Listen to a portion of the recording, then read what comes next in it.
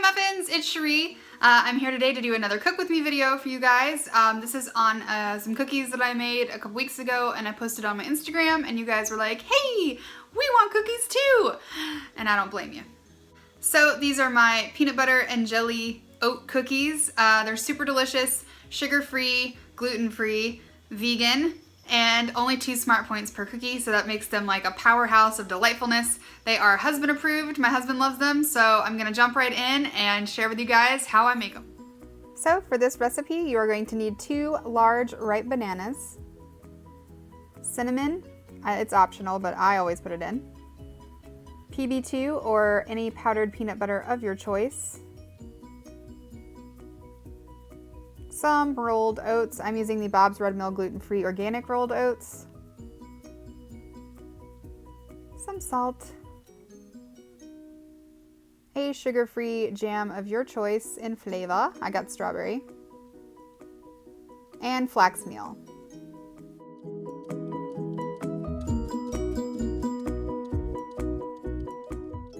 So the first thing we're going to do is set our oven to 350 so we can preheat while we cook.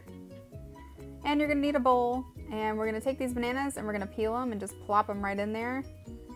Sorry it shakes my camera, I need to learn to move that out of the way when we're doing cooking videos, but you know, peel a banana, because that's, you know, everyone knows how to do that. Then we're going to take a fork and we're just going to squish up this banana aggressively. Just squish it until you can't squish no more. Just try to get as many lumps out as you can. This doesn't have to be super precise, but it'll be less chunky in your finished cookie the less chunks you have. Science! All right, now we're gonna add 2 cups of rolled oats. I just measure them out. Sorry about the shaky camera again.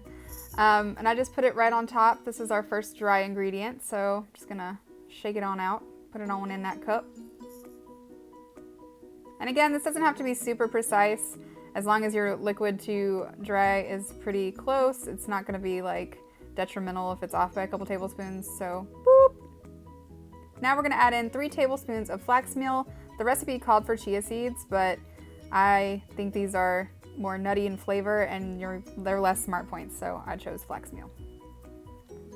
Now we're gonna do our PB2. You just make it like you would normal PB2 for a peanut butter sandwich. I use 6 tablespoons of PB2 and 4 tablespoons of water. I might add a little less water next time just to make the peanut butter a little bit thicker, but you know, you do you. So here we are, we're just gonna add the water in. Anyone else finding oddly satisfying to watch the peanut butter like suck the water up? Just me, like, there it goes. All right, now we're gonna stir it up and make it, you know, into peanut butter, because when you're on a diet, everything is freeze-dried for some reason. And just give it a little stir. Then we're gonna put it into our mix. I just kind of scrape it out and plop it on the top. Top plop, ploppity plop. Now we're gonna add a salt. I don't really measure this, just a pinch of salt. If you don't even wanna put salt in there, you don't have to. And then same thing with cinnamon. I just kind of shake it on in there, but if you don't wanna put cinnamon in, you don't have to. I just love cinnamon, so I put it in everything. And then you're just gonna stir until you can't stir no more. I just stir until it's well incorporated. You wanna make sure the bananas are well divided in there and it's looking dough-ish, because you know, that's what we're trying to do, make cookies. And now we're gonna take one of these little Scoopy-Doos. I love these, they give you the perfect portion for a cookie, and then I just put them on the tray. These do not spread out, so you can put them as close as you want to. They won't get bigger and like attached to each other. I do like to scrape it against the side of the bowl though, because it packs it in and then you get that nice dome shape.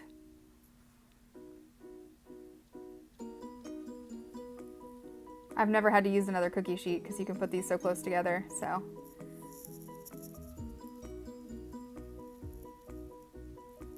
Here's our finished ones, and now we're gonna take the end of our spoon. I just washed my spoon, and then I just use it to sort of pack down into each cookie and make a little well, and that's what we're gonna put the jam into.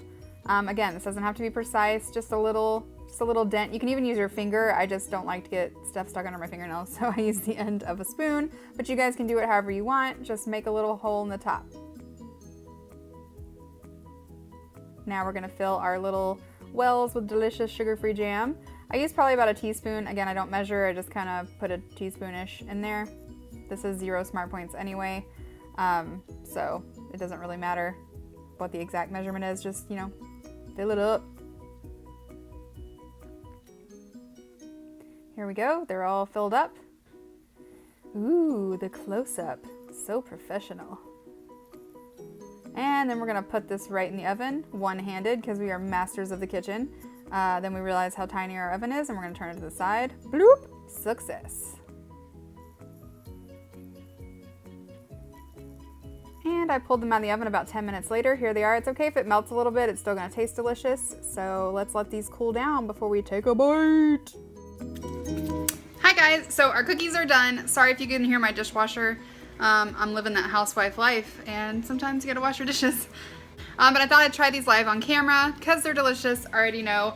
I don't know if I'll be able to put in all the tippy tips in the voiceover, but I will have the full recipe written out in the down bar, so go check that out. And let's give these a taste.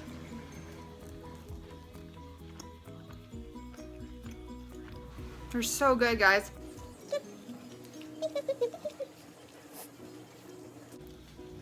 These are still a little bit warm, but I do usually let them cool completely before I take them off of the mat. They don't have a traditional cookie texture. They're a little bit more chewy, but I love chewy cookies. That is like my favorite consistency. I think maybe if you don't like, you like a drier cookie, and maybe attempting to do the PB2 but without water in it, like just the dry powder, that might help bulk it up a little bit, but I haven't tried that, so let me know if you do. But I just love the sugar-free jam. It melts into the cookie and it just tastes like a peanut butter and jelly cookie. It's so good. 2 Smartpoints per cookie. How many did I get this time? Actually, I got 22 cookies this time, so it might be less, but like I said before in all of my cooking videos, it's best to just go and enter my recipes into your recipe builder, and then every time you make the recipe, adjust the serving sizes to get an accurate Smartpoints count. Last time I made these, I got 16 cookies, and they were 2 Smartpoints a piece.